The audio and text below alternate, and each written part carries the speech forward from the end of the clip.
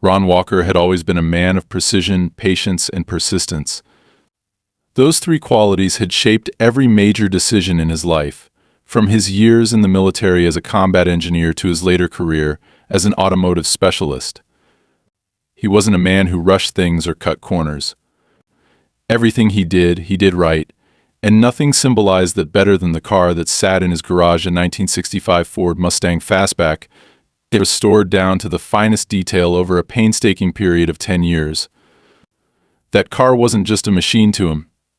It was a tribute, a promise kept, a symbol of something far greater than horsepower and steel. It had belonged to his younger brother Kyle, who had been killed in a car accident decades ago, leaving Ron with nothing but memories and a broken-down wreck that should have been scrapped long ago. Instead of letting it rust away, Ron had rebuilt it piece by piece, pouring his grief and determination into every inch of that metal body. It had been his personal therapy, his way of making peace with the past, and now, finally, it was complete. When he moved into Silver Pines Estates, a gated suburban neighborhood on the outskirts of town, he had no reason to expect trouble. The house was a good fit for him, quiet, solidly built, with a spacious garage that allowed him to keep the Mustang protected. It wasn't a flashy neighborhood, but it had an air of exclusivity that Ron had found appealing. He wasn't the type to socialize much, but he liked knowing his property was secure. He had worked his entire life to afford a place like this, somewhere peaceful, somewhere that didn't feel like a battlefield, somewhere he could finally relax. The first few weeks passed without incident. He noticed the usual quirks of suburban life, the older couples out for their evening walks, the meticulous lawn care routines, the occasional barking dog, but nothing seemed out of the ordinary. Then came Karen Mills. She introduced herself within the first week of his arrival, showing up at his doorstep with a forced smile and a clipboard in hand. Ron had recognized the type immediately. She was the kind of woman who thrived on control, the self-appointed ruler of a tiny kingdom, one of those people who believed that a neighborhood wasn't just a place to live but a personal project to be micromanaged down to the smallest detail. She was in her late 50s, well-dressed but stiff, with the air of someone who had spent her life looking down on people while pretending to be friendly. She spoke in the kind of measured, saccharine tone that barely masked the underlying hostility. "Mr. Walker, welcome to Silver Pines," she had said, extending a perfectly manicured hand that he shook out of politeness rather than enthusiasm. "I'm Karen Mills, head of our neighborhood advisory board. We pride ourselves on keeping this community in pristine condition, and I just wanted to personally introduce myself."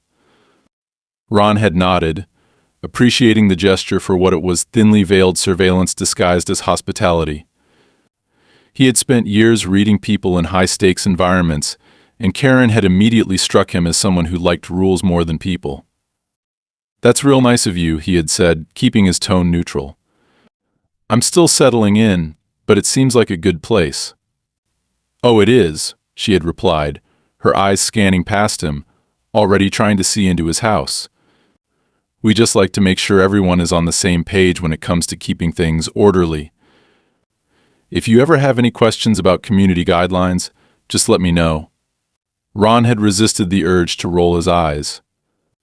He had lived in communities with stricter rules than this, places where one mistake could get you killed, so he wasn't about to be intimidated by an overly ambitious suburban enforcer. He had thanked her, taken whatever pamphlet she was pushing, and closed the door, thinking that would be the end of it. It wasn't. It started with the looks.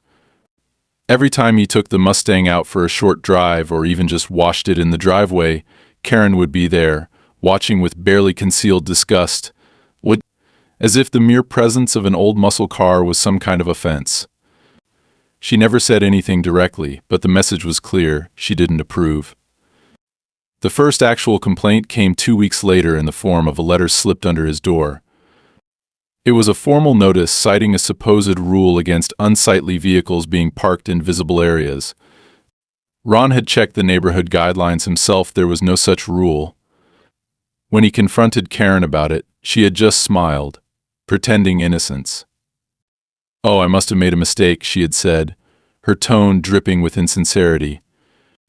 I could have sworn it was in the updated guidelines. It escalated from there. One morning, he found deep scratches along the driver's side of the Mustang, as if someone had run keys along the paint. Another time, the air had been let out of his tires, not slashed, just enough to make it clear that someone wanted to send a message. Ron wasn't stupid, he knew exactly who was behind it, but he had no proof. He started keeping the car in the garage at all times, only taking it out when necessary. Then came the meeting. Karen had invited him to a so-called community discussion about property values. When he arrived, he quickly realized it wasn't a discussion at all, it was an ambush. A few other homeowners were there, all of them nodding along as Karen went on about neighborhood standards, and how certain aesthetic choices could negatively impact resale value. It was all just thinly veiled rhetoric aimed directly at him. "You're new here, Ron," she had said, her smile never reaching her eyes. "I'm sure you understand how important it is for all of us to maintain a certain image." Ron had leaned back in his chair, arms crossed. "If you're trying to tell me to get rid of my car, Karen, just say it." "Oh, not at all," she had replied, faking a laugh. "I just think some choices don't really fit the atmosphere of Silver Pines. Wouldn't you agree?" "No, I wouldn't." That was the end of that conversation. Or so he thought, because that was when the real trouble started. First came the false complaints reports about loud engine noises that never happened, accusations that he was doing unauthorized repairs in his garage. Then came the fines, completely fabricated but worded carefully enough to sound official. Ron ignored them, but he could feel the tension building. Then, one night, he caught a glimpse of Karen talking to a stranger outside his garage. A man he had never seen before, someone who didn't look like he belonged in a quiet suburban neighborhood. They spoke in hushed tones, and then the man disappeared into the night. Ron didn't know it yet, but that was the moment everything truly went to hell. Because whatever Karen was planning, she had just set something in motion that she wouldn't be able to stop. And soon Ron's fight wasn't just going to be about a car. It was going to be about survival. Ron had learned a long time ago that trouble didn't always come with warning signs. Sometimes it was quiet, sneaky, a shadow slipping between the cracks of an otherwise ordinary day. It didn't knock on your door or announce itself with fanfare. It crept in slowly, working its way into the fabric of your life until one day, you looked around and realized it had been there all along, watching, waiting. And that was exactly what it felt like now.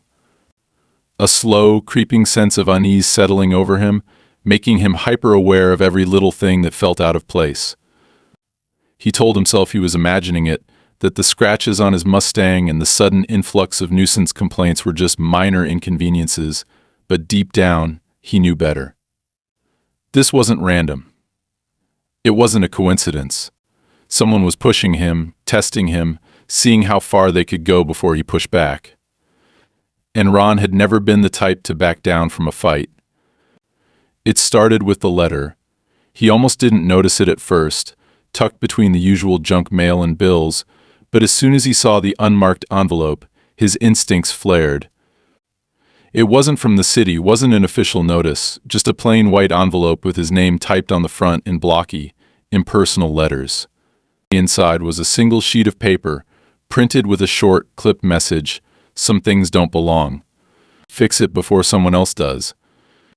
There was no signature, no return address, just those words, centered on the page like a quiet, simmering threat. Ron read it twice, his grip tightening around the paper. He'd dealt with threats before, but this was different. This wasn't some thug on a battlefield, wasn't an enemy soldier waiting behind cover. This was a game, and whoever was playing knew how to keep their hands clean.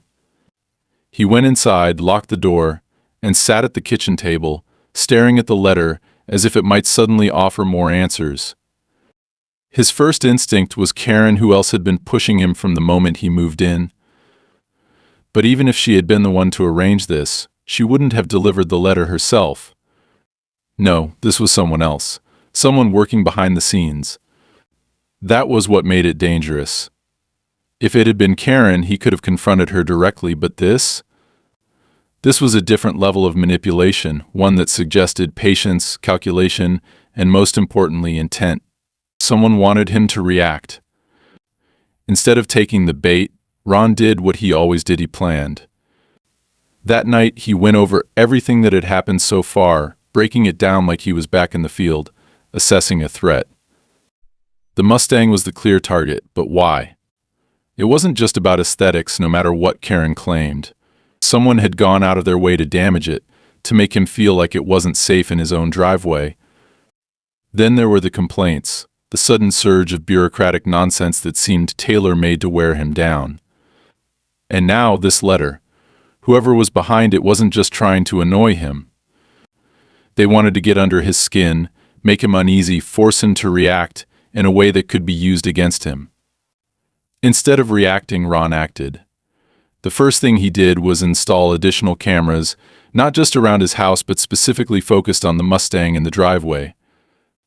He made sure they were wired into a private server, not some cloud storage that could be hacked or erased. Then he took the letter and checked it for fingerprints, watermarks, anything that might indicate where it came from. Nothing.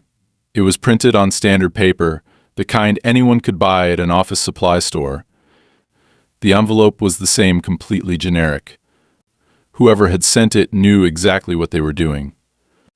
The next morning he took the Mustang out for a drive, not because he needed to, but because he wanted to see if anyone followed him. He took a deliberately winding route, doubling back on himself, making unnecessary turns, watching for any car that stayed behind him longer than it should. Nothing. But when he pulled back into his driveway, Karen was there, standing on the sidewalk watching. She wasn't even pretending to be subtle anymore. Ron killed the engine and got out, meeting her gaze head-on. "Can I help you with something?" His voice was calm, measured, but he didn't bother hiding the edge beneath it. Karen smiled, but it didn't reach her eyes. "Oh, I was just out for a walk. Lovely morning, isn't it?" He glanced at the overcast sky. "Sure." She folded her arms, tilting her head slightly. "You know, I couldn't help but notice that your car seems to be causing quite a bit of attention. A few of the neighbors have been asking about it." Ron exhaled slowly, already tired of the conversation. "I'm sure they have." Karen's smile widened. "It's just that this neighborhood has a certain image to maintain. You understand, don't you? We all have to do our part." There it was. The same passive-aggressive nonsense, just more thinly veiled this time. Ron let the silence stretch between them before answering. "I'm doing my part just fine, Karen. Maybe you should worry about yours." For the first time, something flickered in her expression. It was quick, gone almost before he could register it, but it was there, a crack in the mask. Then she was smiling again, stepping back onto the sidewalk. "Well, I just thought I'd mention it." Oh. No hard feelings, of course. We all just want what's best for the community. Ron didn't respond, just watched as she walked away, her back ramrod straight, every step calculated. When she was gone, he went inside, sat down at the kitchen table, and waited. He didn't know exactly what was coming next, but he knew one thing for sure. Karen wasn't done. That night, his cameras caught movement in the driveway. It was late, well past midnight, and the street was empty except for the shadow slipping through the darkness.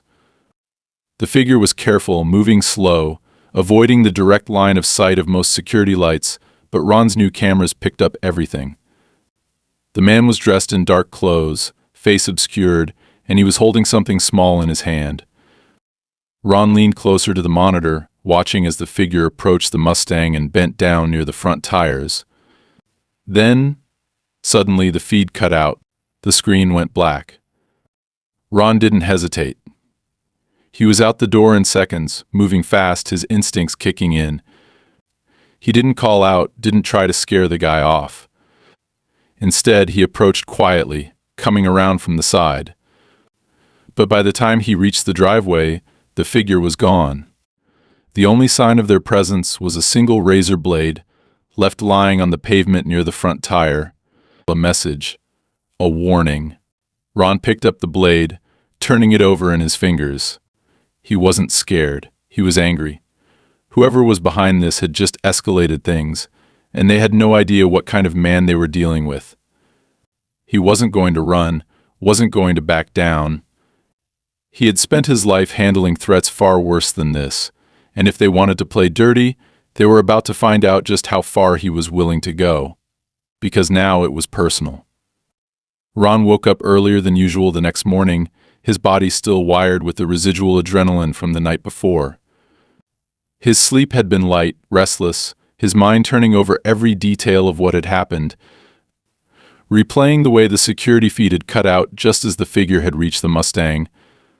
That wasn't an accident.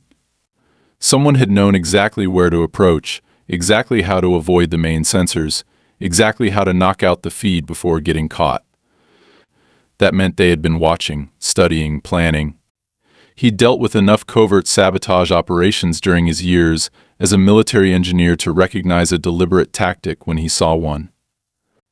And that meant whoever was doing this wasn't just messing around. They were invested in this, willing to go further than just scratching up a car or leaving passive-aggressive letters. This was deliberate escalation. He stepped outside with his coffee in hand, scanning the driveway. The Mustang was still there, untouched for now, but the razor blade left near the tire the night before was a reminder that it wasn't safe. Not just the car he wasn't safe. Someone was pushing him, seeing how he would react, whether he would fold under the pressure or fight back. And Ron Walker had never been the kind of man to fold. He walked around the car slowly, checking for anything out of place. No new scratches, no slashed tires, no obvious tampering. But that didn't mean nothing had been done. Whoever had come last night had been interrupted before they could finish what they started. That meant they would be back. By midday, he had a plan in motion. First, he reinforced his security system, replacing the standard wiring with a more secure setup that couldn't be easily bypassed. If someone tried to cut the feed again, they wouldn't be able to do it remotely. He installed motion sensors in the driveway, linked directly to his phone. If anyone so much as stepped foot near the Mustang after dark, he would know. And just to make sure, he rigged a small tripwire alarm near the garage, nothing lethal, just enough to create a loud, unexpected noise that would make any intruder think twice. He also took a trip to an old friend, Matt Hargrove, a former military intelligence analyst who now worked in cybersecurity. Matt owed him a few favors, and Ron wasn't above calling one in when needed. He handed over the security footage from the previous night, asking Matt to analyze it. Even though the feed had cut out, the earlier frames might still provide something useful. See if you can enhance the figure's face or anything about them, Ron said, leaning against Matt's cluttered desk as the man connected the footage to his system. Matt frowned at the grainy video, rewinding and zooming in on the shadowy figure. They knew what they were doing, he muttered. Look at how they move, no hesitation, no wasted motion. This isn't some drunk teenager messing around. Whoever this is has done surveillance work before. Ron nodded. That's what I was thinking. Matt ran a few filters, enhancing the contrast. Not a lot to work with, but there. He pointed at the screen, where the figure had turned just slightly before the feed cut. For half a second, the streetlight caught the edge of their face, not enough for a full ID, but enough to see a strong jawline, short cropped hair, and a small tattoo near the ear. Ron narrowed his eyes. Military? Matt considered it. Could be, but it's not a standard unit tattoo. This looks custom, maybe something from private security. He paused, typing something into another window. I can run a scan, see if there's anything similar in the system. Might take a while, though. Ron exhaled slowly. Do it. And in the meantime, I'll keep my eyes open. He left Matt's office feeling more determined than ever. If Karen was behind this, and he had no doubt she wasn't just playing neighborhood politics anymore. She had hired someone with experience, that changed the game. That meant this wasn't just about intimidation. It was about control. And he refused to be controlled. That night he didn't go to bed right away. Instead, he sat in his living room, watching the security feeds in real time, waiting. He had turned off all the lights in the house, letting the glow of the monitors be the only illumination. The Mustang sat in the driveway, deliberately left out as bait. If they wanted to try again, let them. And at 2:47 a.m., the motion sensor alert pinged on his phone. Ron sat up, pulse steady, years of instinct kicking in as he checked the feed. A figure was moving along the side of the house, hugging the shadows. Same build as before, same calculated movements. But this time he wasn't watching through a screen. This time he was waiting in real life. He moved fast but silent, stepping out the back door and coming around the side, just as the intruder was nearing the garage. The tripwire alarm triggered, letting out a sharp metallic clang, and the figure froze, clearly not expecting it. That split-second hesitation was all Ron needed. He stepped forward, voice low and steady. "You picked the wrong house." The figure turned sharply, and for the first time Ron got a clear look at him, a man in his late 30s, lean but muscular, dressed in all black, wearing tactical gloves. And on the side of his neck, the same tattoo from the video. For a moment, they just stared at each other, tension crackling in the cold night air. Then, without a word, the intruder took off, sprinting toward the fence. Ron didn't chase him, he didn't need to. Instead, he reached into his pocket and pulled out his phone. He already had the local sheriff's number dialed. "Yeah," he said when the line picked up. "I need a unit out at my address. Caught someone trying to break into my garage." The deputy arrived 10 minutes later, taking Ron's statement.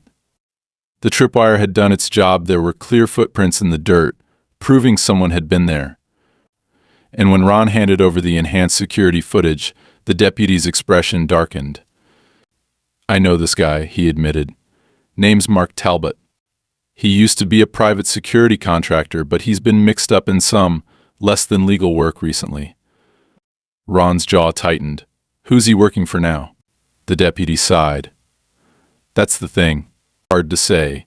He's been seen doing freelance jobs for real estate developers, debt collectors, even a few cases tied to insurance fraud."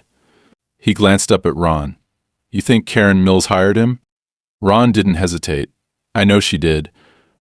The deputy nodded slowly. "We'll bring him in for questioning, see what he says.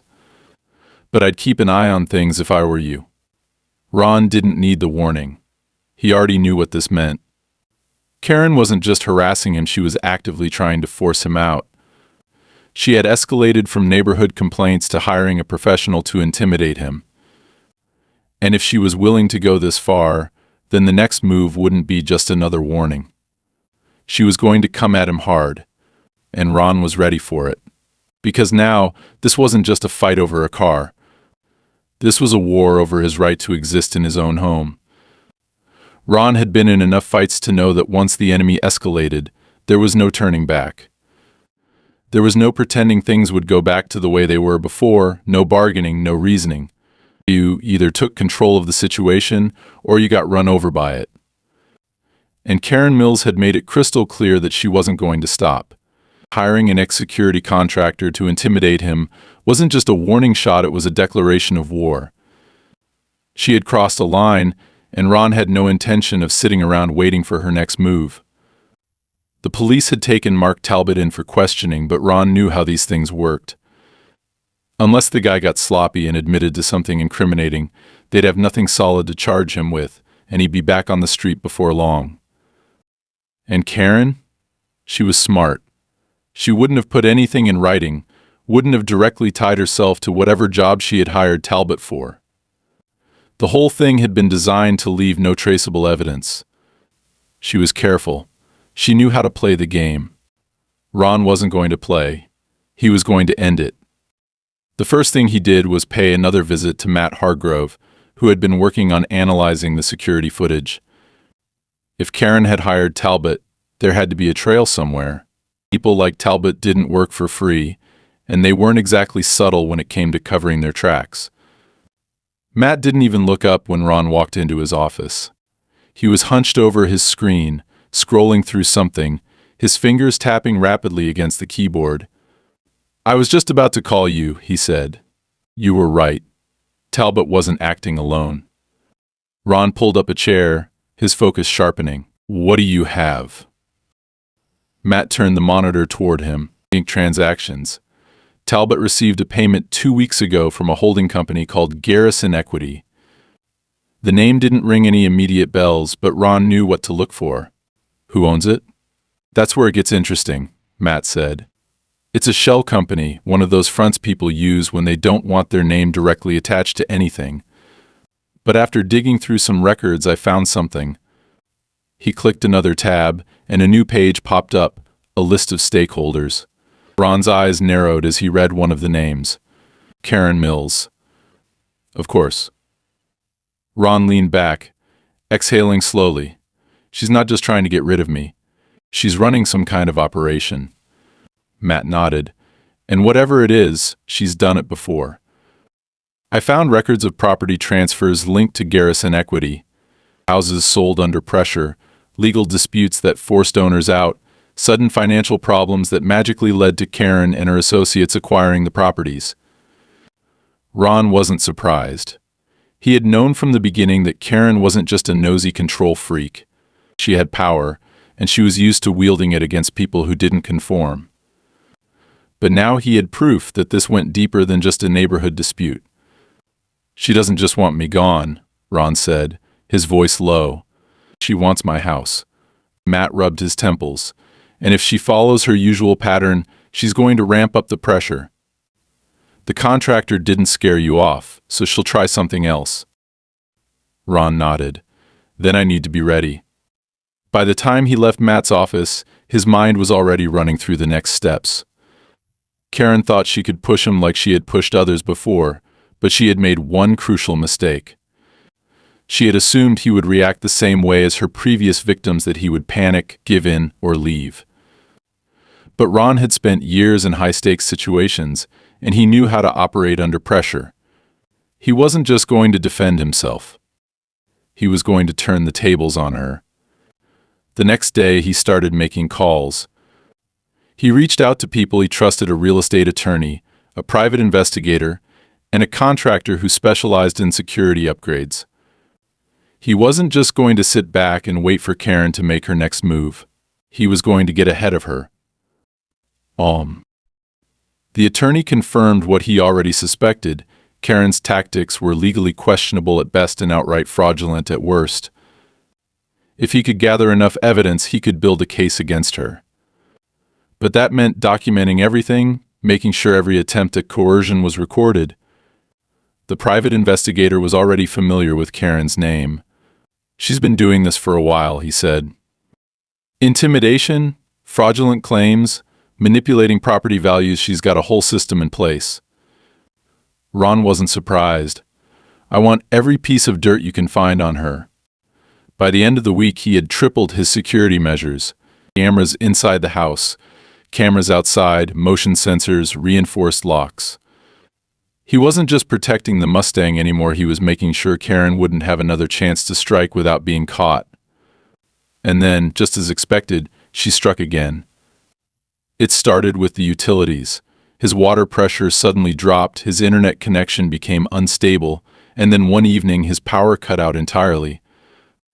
When he called the electric company, they claimed there was an outstanding bill on the property that needed to be settled before service could resume. But Ron had all his receipts. He had never missed a payment. This was Karen. She was getting desperate. Ron drove straight to the power company's office, receipts in hand, and demanded to see a supervisor. After some back and forth, the truth came out: someone had called pretending to be the property owner and had the account altered. It took hours, but Ron got everything reinstated. And the moment he left the office, he saw Karen standing across the parking lot, watching him. She didn't try to hide it. She wanted him to see her. Ron walked straight toward her. "You're running out of tricks." Karen smiled, the same infuriating, empty expression she always wore. "Oh, Ron," she said sweetly. I'm just making sure everything runs smoothly in our lovely little neighborhood. Is something wrong? He took a step closer, lowering his voice. I know what you've been doing, and I know why, but you made a mistake when you picked me. Karen tilted her head, amused. And what mistake is that? Ron leaned in, his voice calm but edged with steel. I'm not leaving. For the first time, something flickered in her expression. It was brief, but it was there, a crack in the facade, and Ron saw it. She recovered quickly, smoothing her features back into an expression of practiced indifference. We'll see about that, she murmured before walking away. Ron didn't watch her leave. He didn't need to. He already knew what was coming. She was going to try one last, desperate move. And whatever it was going to be the biggest escalation yet. Ron had always known that when someone like Karen Mills started losing control, they didn't just give up. They doubled down, they became reckless, desperate, unpredictable. The moment she stepped onto his property in the dead of night with Mark Talbot, she had already lost, even if she didn't realize it yet. The photos on his phone were enough to bury her. A respected community figure caught breaking and entering, conspiring with a known enforcer, caught red-handed in the very act of sabotaging his property. It was the kind of evidence that didn't just disappear, the kind that, if handled correctly, could dismantle everything she had built. But Ron knew better than to act impulsively. He didn't call the police that night, didn't give Karen the chance to spin her own version of events first. He let her walk away, let her believe for just a little while longer that she could still win this game. He wanted her to keep moving, keep making mistakes, because the more desperate she became, the sloppier she would get. And when she finally fell, she would have no one to blame but herself. The next morning, Ron sat in his kitchen with a fresh cup of coffee and reviewed everything he had. The financial records from Matt, the real estate acquisitions linked to Karen's shell company, the history of coercion and forced sales, and now, indisputable proof of her direct involvement in a criminal act. It wasn't just enough to fight her, it was enough to end her. He had spent weeks playing defense, waiting for her next move, but now, finally, he had the upper hand. He wasn't going to let this sit. He forwarded the photos and records to his lawyer, along with a simple message, time to put her in the ground. It didn't take long for the response to come back. Let's talk. By the afternoon, Ron was sitting across from Lisa Myers, a real estate attorney who had seen more than her fair share of cases like this. She was sharp, ruthless when necessary, and most importantly, she hated people like Karen. As she flipped through the documents, her expression darkened. She's not just corrupt, she's sloppy.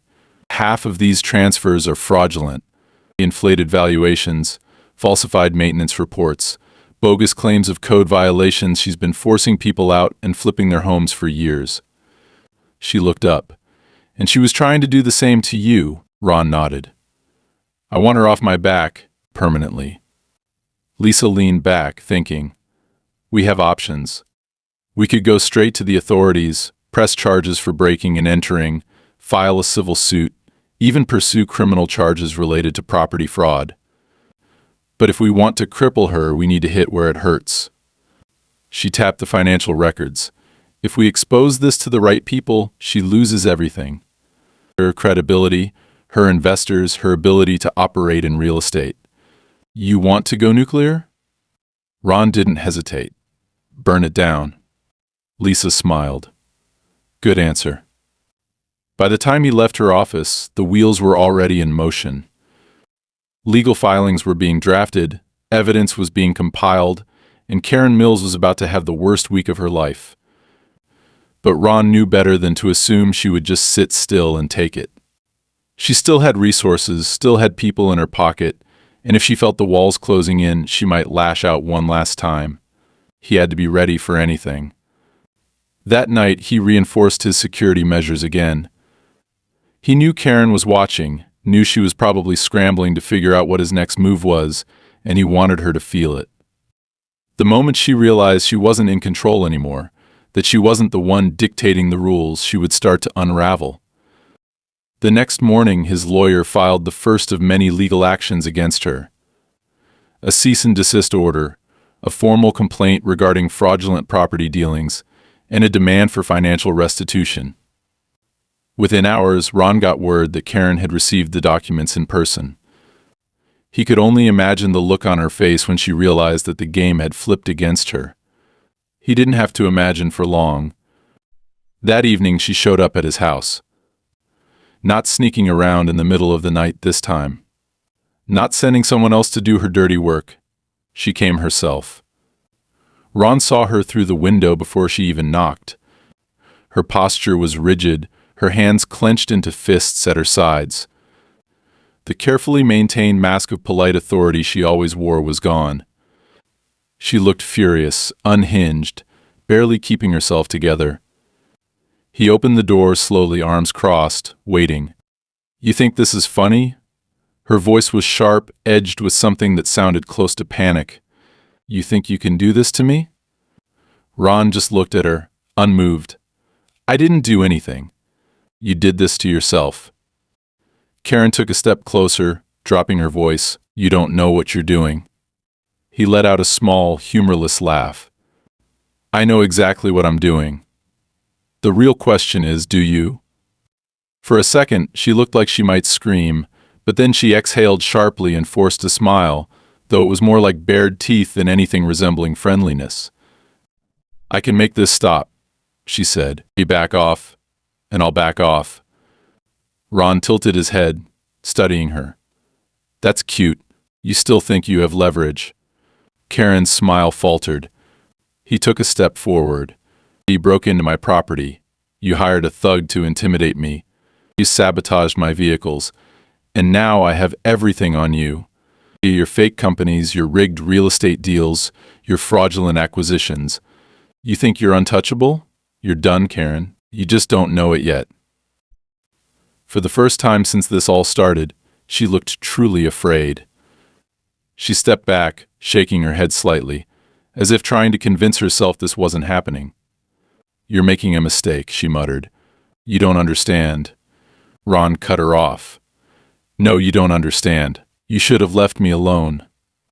Her hands clenched into fists again, but she didn't say anything else. She turned sharply and walked away, her heels clicking against the pavement, her back stiff, shoulders squared. But Ron knew what he saw. The tension in her movements, the slight shake in her fingers. She wasn't just angry. She was scared. And scared people do reckless things. Ron locked the door behind him and exhaled slowly. It was almost over. One final push, and this entire empire of lies Karen had built would come crashing down around her. But something in the back of his mind kept buzzing, a quiet warning that he couldn't shake. She had been too calm, too composed, even as her world was caving in. He had expected her to rage, to threaten, to go into full meltdown mode. Instead, she had walked away, which meant she had one last move left. And whatever it was going to be big. Ron knew the fight was coming to an end, but he also knew that endings were rarely clean. People like Karen Mills didn't just roll over and accept defeat. They fought, clawed, grasped at anything they could, even when they were already sinking. He had seen it before in a different context, with different players, but the tactics were always the same. Back them into a corner, strip away their options, and they would either collapse or lash out with everything they had left. Karen wasn't the collapsing type. She was the kind of person who had spent her whole life convincing herself she was the smartest person in the room, the one who pulled the strings while everyone else danced. But Ron had cut those strings, and now she was flailing. That was what made her dangerous. Desperate people made desperate choices. And Karen Mills was about to make the worst choice of her life. It was late when Ron heard the first sound outside. A dull, mechanical clank, distant but distinct, the kind of noise that didn't belong in the quiet suburban night. He was in his garage, double-checking the Mustang's security, making sure there were no weak points in the locks, no vulnerabilities Karen or one of her goons could exploit. He had been waiting for something some last desperate move on her part. He just hadn't expected it to happen so soon. He moved carefully, instinct kicking in, stepping around the workbench toward the side door. Another noise now closer, a metallic scrape. Then the unmistakable hiss of pressurized gas being released. His body reacted before his mind fully processed the information. He grabbed the heavy wrench from the workbench and swung the door open, just in time to see Karen standing at the edge of his driveway, holding a flamethrower. For a split second, the sheer insanity of the image almost threw him off. She wasn't just standing there with a can of gasoline or a box of matches. She had an actual flamethrower, and the nozzle was already aimed toward the Mustang. Ron didn't freeze. He didn't hesitate. He moved. He crossed the space between them fast, instinct taking over, but Karen saw him coming and reacted with a sickening, gleeful grin as she pulled the trigger. A stream of liquid fire burst from the nozzle, a roaring jet of orange and blue heat that shot forward in a perfect arc, hitting the hood of the Mustang like napalm. The heat was instant, suffocating, the flames spreading across the carefully restored paint job like wildfire. Ron barely registered the sickening crackle of burning metal, the thick plume of black smoke that erupted into the air. His focus was on Karen, on the way she was laughing, actually laughing, as she stepped back, admiring her work like a twisted artist. "You should have listened," she hissed, her voice almost manic over the roar of the fire. "You should have just left." Ron didn't think, he acted. He grabbed the nearest heavy object, a steel crowbar leaning against the garage wall, and swung it with the kind of force that didn't come from rage but from absolute control. It wasn't a wild swing, it wasn't reckless, it was precise. The crowbar struck the flamethrower's fuel tank just as she was about to fire again. The force of the impact knocked her off balance, sending her stumbling backward, the flamethrower wrenching from her hands and clattering to the pavement. A split second later, a small explosion of fuel ignited in the air, not strong enough to cause real damage but enough to send Karen shrieking as she scrambled away, her expensive blouse catching the edge of the flames. Ron was already moving. He didn't stop to watch her flail, didn't waste time gloating.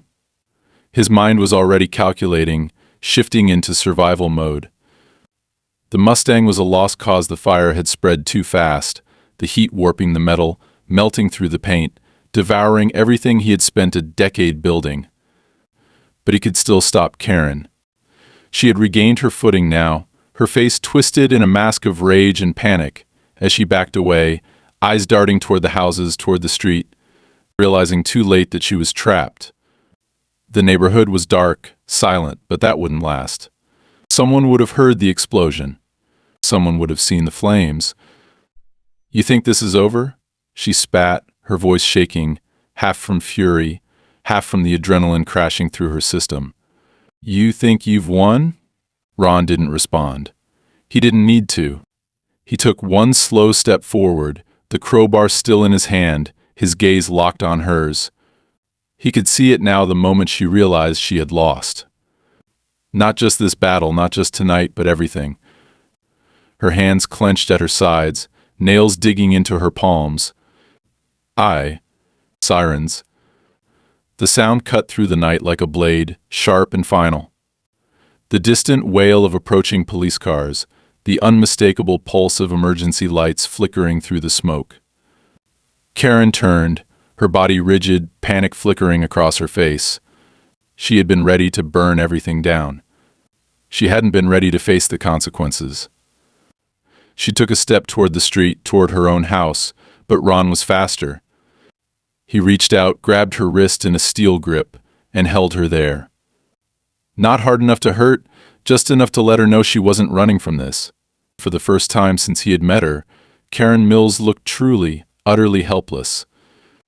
The first police car skidded to a stop at the curb, doors flying open, officers moving fast. They took in the scene: the burning Mustang, the discarded flamethrower, the woman with singed clothes and soot on her face. And then, the one thing Karen had spent her whole life avoiding: accountability. Ron let go of her wrist, just as the officers reached them, stepping back as two of them grabbed her, turning her around, pinning her arms behind her back. She tried to resist just for a moment, but it was useless. Her voice was shrill now, panicked, throwing out denials, excuses, threats, anything to regain control. Ron didn't listen. He just watched as the officers led her toward the waiting squad car, her voice growing fainter, more desperate, until finally the door slammed shut and she was gone. The fire department arrived next, but there wasn't much to save. The Mustang was destroyed, a blackened shell of what it had once been. 10 years of work, of effort, of memories gone in minutes. Ron stared at it, inhaling deeply, forcing the anger down. The car had been important, but not as important as ending this. An officer approached him, notepad in hand. "Mr. Walker, we're going to need a statement." Ron exhaled, rubbing a hand over his face. He was tired, more tired than he had been in a long time. But when he looked up, he felt something else: relief. For the first time since moving into this neighborhood, since the first day Karen Mills had knocked on his door with her fake smile and her condescending tone, it was over. He nodded at the officer, rolling his shoulders, letting the tension bleed out. "Yeah," he said.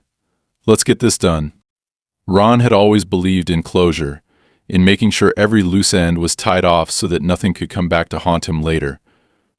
He had seen what happened when problems were left unresolved, when people thought they could escape the consequences of their actions. That wasn't going to happen here. Karen Mills had spent years building her empire on manipulation, coercion, and carefully calculated intimidation, but now she was exactly where she belonged, behind bars, stripped of the power she had wielded over others for so long. The legal process had moved fast. The charges against her were solid, undeniable, and thoroughly documented.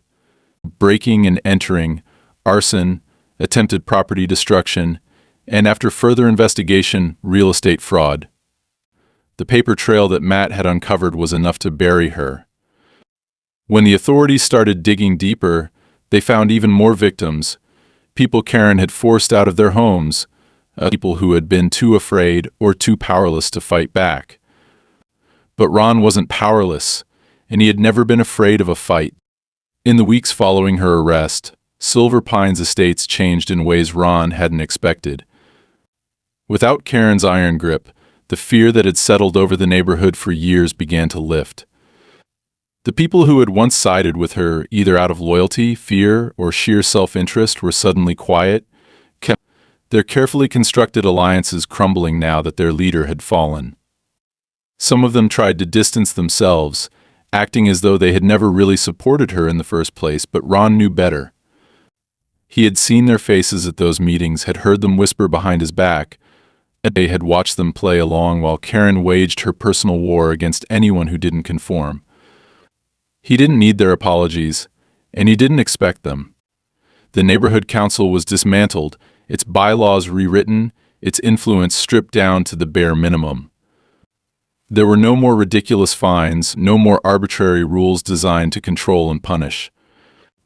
The suffocating atmosphere that Karen had cultivated for years was gone, leaving behind a community that felt more like an actual neighborhood rather than a dictatorship.